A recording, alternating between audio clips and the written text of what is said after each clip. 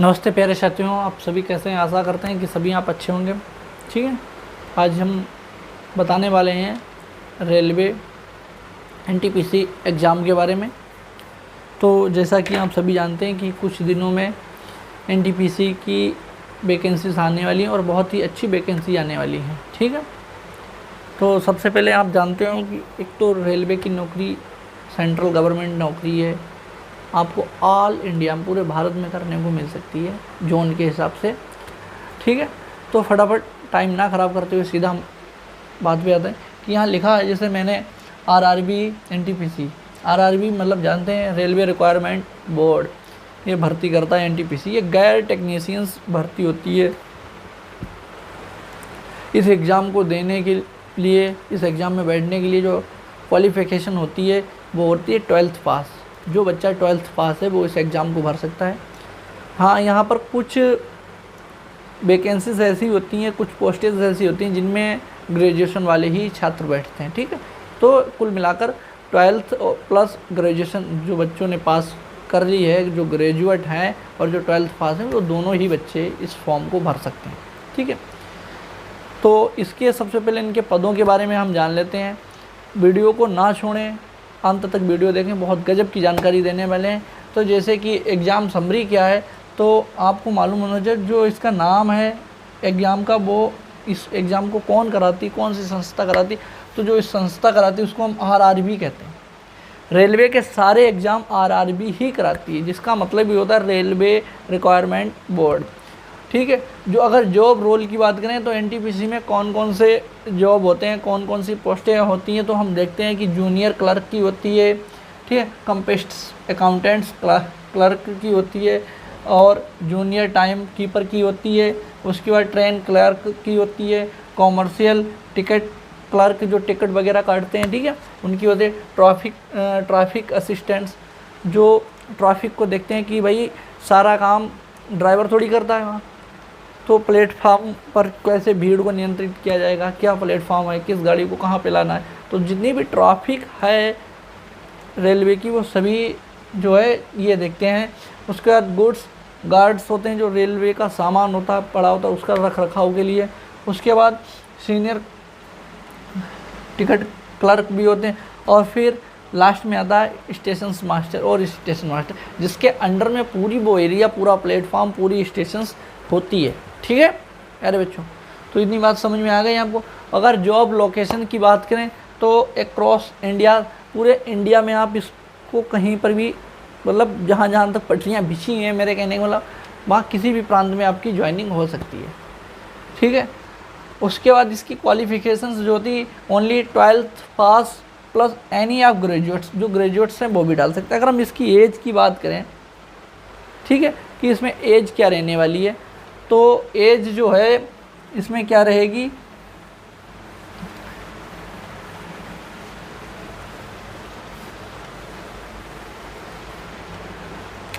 अगर इसकी एज की बात करें तो एज जो है यहाँ पर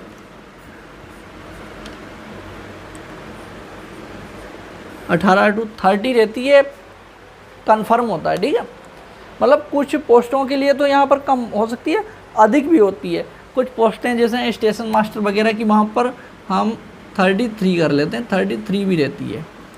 पर सारे पोस्टों के लिए जो है 12th और ग्रेजुएट दोनों पोस्टों के लिए 18 से 30 साल एज मांगी जाती है। ग्रेजुएट वालों को 33 साल कुछ पदों के लिए मिल जाते हैं। ठीक है, इसमें 2 कैटेगरी के पद होते हैं, उनके बारे में हम बताएंगे।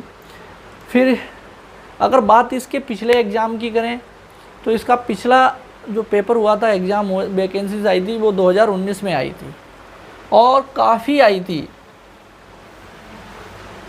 2019 में जब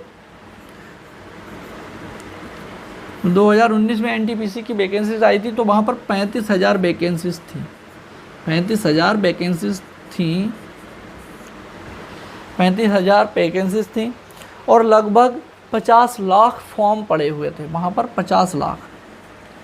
50 लाख कैंडिडेट्स परीक्षा में बैठे थे, एग्ज़ाम दिए थे। और इस बार अगर वैकेंसी की बात करें, क्योंकि 4 साल से वैकेंसी नहीं आई, 19 के बाद 20, 21, 22, 23, डायरेक्ट 24 में एनटीपीसी एग्ज़ाम आ रहा है तो मान के चले यहाँ 12 के यानी कि 12,000 के करीब वैकेंसीज आएंगी। और ये वैकेंसीज बहुत हैं रेलवे के हिसाब से, वैसे तो कम है क्योंकि बहुत सारे बच्चे बेरोजगार हैं। कट ऑफ हमारे यहाँ बहुत हाई जाती है क्योंकि पोस्टेज बहुत कम होती हैं, उसके हमारे कट ऑफ जाती है, पर फिर भी मैं कहता हूँ कि ठीक है, ठीक है। तो तैयारी अच्छे से करें, अच्छे से एग्ज़ाम की तैयारी करें। अगर इसके सिलेबस की बात करें हम कि इसमें क्या क्या आएगा,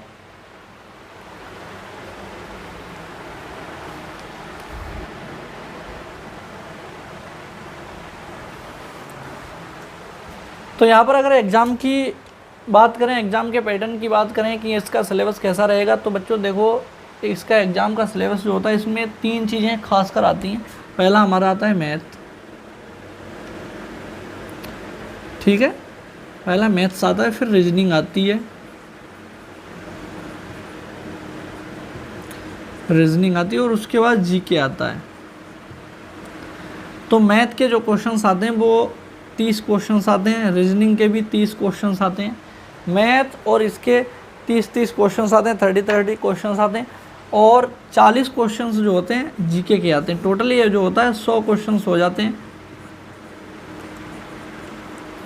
टोटल। और ये एग्ज़ाम का पैटर्न जो है वो CBT 1 है, 1, क्योंकि इसमें 2 एग्ज़ाम होते हैं। इसका एग्ज़ाम पैटर्न जो होता है वो 2 एग्ज़ाम होते हैं इसमें, एक प्रारंभिक होता है और एक मुख्य, ठीक है, मेन और प्री 2 होते हैं इसमें। तो पहला जो होता है उसमें 30 नंबर की मैथ आती है, 30 नंबर की रीजनिंग आती है, और 40 क्वेश्चंस जो होते हैं यानी कि 40 क्वेश्चंस 40 नंबर के, प्रत्येक क्वेश्चन एक। अगर इसके अंकों की बात करें कि इसमें कितना नंबर मिलेगा, तो नंबर भी इसमें 30 का 30 मिलता है, 30 का 30 और 40, यानी कि जितने क्वेश्चंस प्रत्येक क्वेश्चन 1 नंबर का है। अगर यहाँ टाइम की बात करें, ड्यूरेशन की बात करें इसके कि ड्यूरेशन टाइम कितना रहता है, तो इसमें 90 मिनट्स मिलते हैं तुमको। 90 मिनट में आपको 100 क्वेश्चंस सॉल्व करने होते हैं, के जवाब देने होते हैं। कंप्यूटर बेस्ड होता है, कंप्यूटर पर ही करना होता है एग्ज़ाम, ठीक है। अगर इसकी आप CBT 2 की बात करें, CBT 2 जो बहुत ही मुख्य, अगर आप CBT 1 क्रॉस कर जाते हैं, पास कर जाते हैं, तो ही CBT 2 देंगे। CBT 2 देने के बाद फिर आपका मेडिकल्स होगा, उसके बाद आपका कागज़ देखे जाएंगे, डॉक्यूमेंट्स वेरिफिकेशंस, और उसके बाद नौकरी लग जाती है, ठीक है। अगर इसकी बात करें तो इसमें क्या क्या आएगा, इसमें भी जो है मैथ, रीजनिंग और जीके ही आते हैं, पर इसमें क्वेश्चंस थोड़े चेंज हो जाते हैं। यहाँ अगर बात करें तो मैथ और रीजनिंग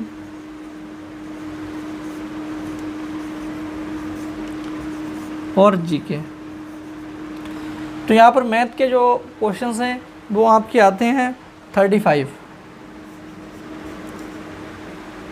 और रीजनिंग के भी 35 क्वेश्चंस आते हैं, और जीके के 50 आते हैं। अगर इनका आप टोटल करेंगे तो 120, तो 120 अंकों की बात करें अगर, तो ये प्रत्येक फिर एक ही अंक के हैं, यानी कि 120 अंकों का ही है, और टाइम इसमें भी 90 मिनट्स रहता है। 90 मिनट्स में ये भी पेपर 72 भी 90 मिनट्स में ही कंप्लीट करना पड़ता है आपको, ठीक है। अब इसके बारे आपको एग्ज़ाम पैटर्न के बारे में समझ में आ गया। अब बात इनके ज़रा पोस्ट वाइज सैलरी की कर लेते हैं, ठीक है, कि इनमें कितनी सैलरी है।